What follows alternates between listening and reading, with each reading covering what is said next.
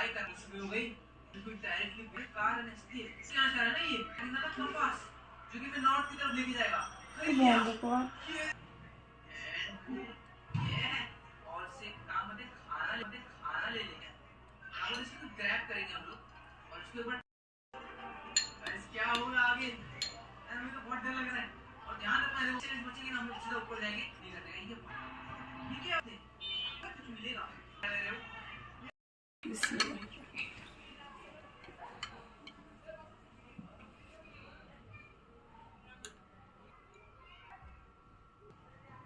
এটা কি এটা